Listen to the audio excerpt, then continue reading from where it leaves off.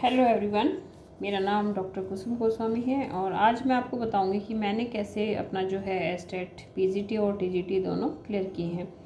देखिए, स्टार्टिंग में ये मेरा फर्स्ट टाइम क्लियर नहीं हुआ था। मैंने 2 अटैम्प्ट दिए थे, लेकिन वो सिर्फ मौज मस्ती में, जिसमें कोई सीरियसनेस नहीं थी। बस फॉर्म भरा और पेपर देने चले गए। तो बहुत से लोग, आप लोगों में से भी मेरे जैसे ही होंगे, जो सिर्फ मटर गश्ती या परिवार वालों के डर की वजह से फॉर्म भरते हैं, लेकिन पढ़ने में कोई इंटरेस्ट नहीं रहता। 2 या 3 बार एग्ज़ाम दिए, उसके बाद फिर अपने आप ही एक मन में गिल्टी सी फील हुई। एग्ज़ाम में क्वेश्चंस देखते थे तो लगता था कि ये जो हमारे पास बुक है उसमें से कोई भी क्वेश्चन क्यों नहीं आता।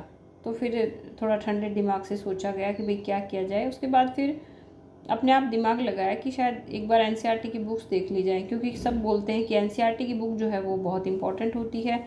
तो उसके बाद फिर मैंने 11th एनसीईआरटी और 12th के दोनों बैच लिए बुक्स के, और वहाँ से मैंने पढ़ना शुरू किया। तो फिर मैंने देखा कि एग्ज़ाम में जो क्वेश्चन आए हुए हैं, जिनका हमें दूर दूर तक पता नहीं होता, वो बुक्स जो हैं वो क्वेश्चन जो है वो हमें इन बुक्स से मिल रहे हैं। तो फिर मैंने एनसीईआरटी खरीदी। अब देखो, मैं आपको दिखाती हूँ। मेरा हिस्ट्री से है, टीजीटी और पीजीटी, और उसके बाद फिर मैंने अपना नेट एग्ज़ाम भी क्लियर किया। तो देखो, मैं पहली बुक आपको बता रही हूँ। ये बुक है, आप देख पा रहे होंगे। अब देखो, फट भी चुकी है ये, पीछे से इसके कवर भी नहीं है। तो ये बुक मैं लेके आई, ठीक है। तो इस बुक को मैंने थोरोली स्टडी किया, एक एक लाइन को मैंने इसको पढ़ा, और जो इम्पोर्टेंट थी तो उसके नोट्स बनाए। और मैं अपना यूट्यूब चैनल जो है उसके ऊपर आजकल इसी में से नोट्स भी डाल रही हूँ। तो जो बच्चे भी एग्ज़ाम क्लियर करना चाह रहे हैं, तो वो आप इतनी मोटी बुक को नहीं पढ़ पाओगे अगर जुलाई अगस्त में भी आपका एग्ज़ाम होता है।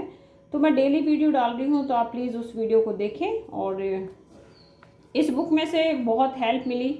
मेरा एग्ज़ाम जो है, इस बुक को मैंने पढ़ के दिया, और फर्स्ट टाइम में इस बुक को पढ़ने के बाद मेरा पहला ही जो एग्ज़ाम था वो क्लियर हो गया। अब आप ये देखो, इस बुक को पढ़ने के बाद में फिर मैंने ये अपना एक नोट्स का रजिस्टर तैयार किया।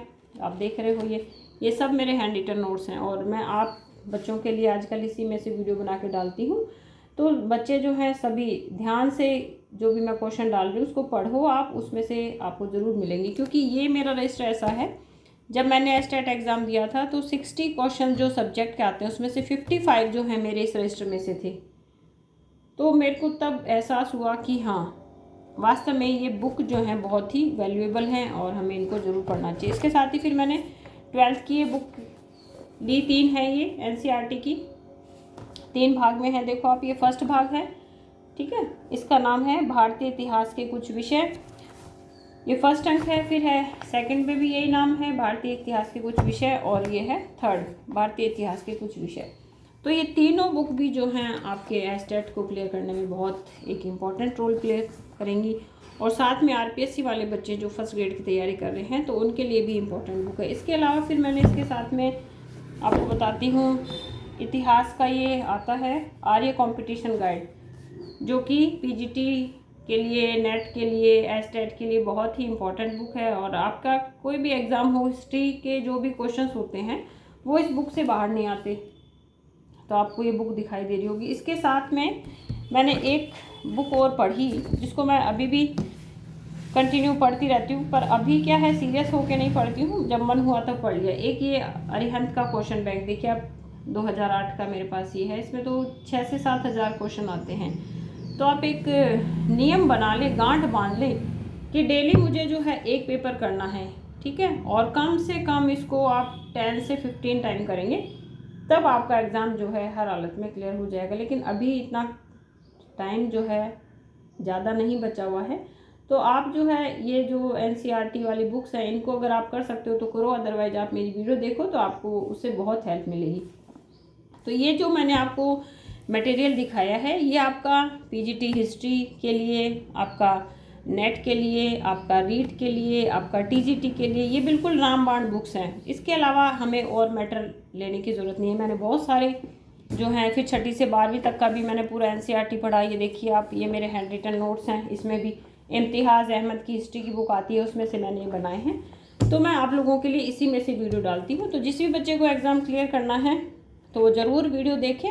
और मैं ये कोई प्रचार या वो नहीं कर रही हूँ, आप लोगों को सिर्फ बता रही हूँ कि आपके लिए इजी गोइंग हो जाए। क्योंकि मैं जिस तरह से भटकी कि भाई क्वेश्चन कहाँ से आते हैं, तो आप लोग ना भटको और तुरंत सीधे आप जो है ये बुक्स लाओ और पढ़ो और अपना एग्ज़ाम क्लियर करो।